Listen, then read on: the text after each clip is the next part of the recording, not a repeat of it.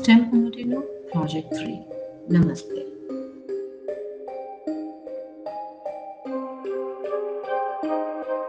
Red flashing light generate करने के लिए इस स्टेप 3 को समराइज करने के लिए हम push button switch, RGB LED और Arduino को कनेक्ट करते हैं। जब Arduino पावर्ड होता है और हम पुश बटन स्विच को प्रेस करते हैं, तब RGB LED टाइम के स्पेसिफिक ड्यूरेशन के लिए ऑन और ऑफ हो जाती है या रेड कलर में फ्लैश करती है। स्विच को फिर से प्रेस करने पर स्विच ऑफ हो जाता है। जब भी स्विच प्रेस किया जाता है, यह एक्शन रिपीट होता रहता है। इस सर्किट में हम Arduino Uno, पुश बटन और RGB LED जैसे कंपोनेंट्स का उपयोग करते हैं। आइए इस सर्किट को टिंकरकैड में बनाते हैं और सिमुलेट करते हैं। आइए पहले देखे गए सर्किट डायग्राम में मेंशन किए गए कंपोनेंट्स बनाते हैं। तो हम Arduino Uno, RGB LED, push button और 10 किलो ओम्स और 330 ओम्स वैल्यू के रेसिस्टर को ड्रॉ करेंगे। हम इस प्रकार कनेक्ट करेंगे। Arduino Uno के 5 वोल्ट के लिए 10 के रेसिस्टर का टर्मिनल 1 यहाँ पॉजिटिव लाइन है, इसीलिए हम तार का रंग चुनेंगे लाल। पुश बटन के टर्मिनल 1A के लिए 10 के रेसिस्टर का टर्मिनल 2। Arduino Uno के D2 के लिए पुश बटन का टर्मिनल 1B, पुश बटन का टर्मिनल 2A Arduino Uno के ग्राउंड तक। यहाँ नेगेटिव लाइन है, इसीलिए हम तार का रंग चुनेंगे काला। 330 ओम्स रेसिस्टर के टर्मिनल 1 के लिए Arduino Uno का D4, RGB LED के लाल टर्मिनल के लिए 330 ओम्स रेसिस्टर का टर्मिनल 2। Arduino Uno के ग्राउंड को RGB LED का कैथोड।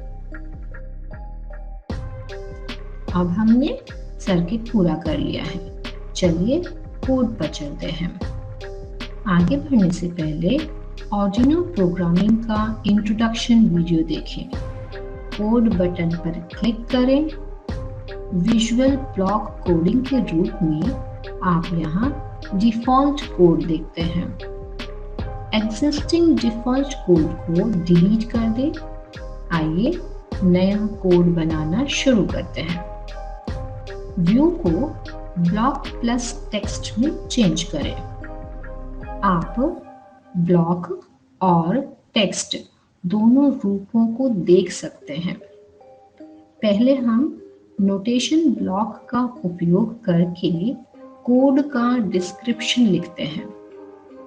इस स्टेप 3 को समराइज करने के लिए हम push button switch, RGB LED और Arduino को कनेक्ट करते हैं। जब Arduino पावर्ड होता है और हम पुश बटन स्विच को प्रेस करते हैं, तब RGB LED टाइम के स्पेसिफिक ड्यूरेशन के लिए ऑन और ऑफ होती है या रेड कलर में फ्लैश करती है। स्विच को फिर से प्रेस करने पर स्विच ऑफ हो जाता है। जब भी स्विच प्रेस किया जाता है, यह एक्शन रिपीट होता रहता है। इस कोड के लिए हमें वेरिएबल्स इनपुट, आउटपुट, कंट्रोल और मैथ ब्लॉक की आवश्यकता होती है। हम 2 वेरिएबल्स बनाएंगे, बटन स्टेट और counter. Set button state block को सिलेक्ट करें, इनपुट ब्लॉक को सिलेक्ट करें, रीड डिजिटल पिन लें और डिजिटल पिन को 2 पर सेट करें। जैसा कि हमने D2 पर पुश बटन को कनेक्ट किया है, जैसा कि हम पिछले वीडियो में देख चुके हैं, हम उन्हीं स्टेप्स को फॉलो करते हैं ताकि हर बार पुश बटन दबा रहे। काउंटर वैल्यू 1 से इंक्रीमेंट होती है। हम एक कंडीशन क्रिएट करेंगे, जैसे कि जब पुश बटन प्रेस किया जाएगा तो एलईडी एक स्पेसिफिक टाइम ड्यूरेशन के लिए ऑन और ऑफ रहेगी। हम पिछले वीडियो में देखे गए सेम स्टेप्स को फॉलो करेंगे। डिजिटल पिन को 4 पर सेट करें। जैसा कि हमने D4 पर RGB LED का रेड टर्मिनल कनेक्ट किया है, RGB LED 100 मिलीसेकेंड्स के लिए ऑन रहेगा और 100 मिलीसेकेंड्स के लिए ऑफ रहेगा। यहाँ हमें रेड कलर में फ्लैशिंग इफेक्ट मिलता है। जब बटन को सेकेंड टाइम प्रेस किया जाता है तो फॉलोइंग कोड LED को बंद कर देगा। यहाँ भी हम पिछले वीडियो में देखे गए सेम स्टेप्स को फॉलो करेंगे।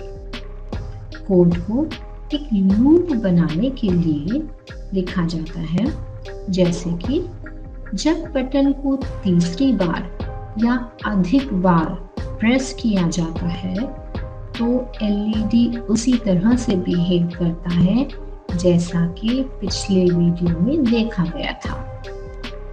काउंटर को 1 पर सेट करें, जैसा कि पहले किया गया था। हमने कोड कंप्लीट कर लिया है और सिमुलेशन के लिए तैयार हैं। आप आर्डिनो यूनो पर ऑन ग्रीन LED चमकता हुआ देखते हैं, लेकिन RGB LED नहीं चमकता है। जब आप बटन दबाते हैं तो RGB LED लाल रंग में चमकता है।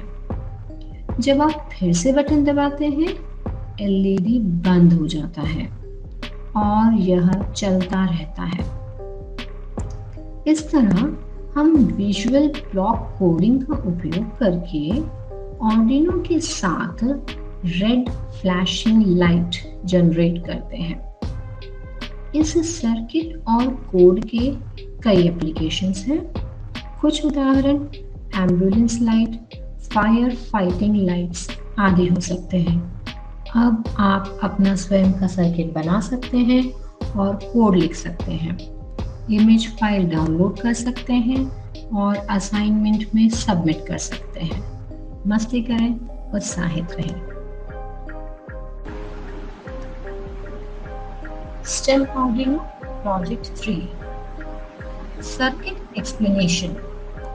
प्रोग्राम इस तरह से लिखा गया है कि जब आप पुश बटन स्विच दबाते हैं तो input pin D2 logic low state को चेंज कर देता है और output pin D4 closed path 2 में स्टेट को लॉजिक हाई में चेंज कर देता है और रेड एनोड RGB LED को आउटपुट पिन D4 से जोड़ा जाता है। फिर स्केच के अनुसार समय समय पर एक्टिवेट और डीएक्टिवेट किया जाता है। अंत में रेड लाइट के साथ एक medium high speed flashing effect दिया जाता है। जब पुश बटन स्विच को फिर से दबाया जाता है तो LED बंद हो जाती है।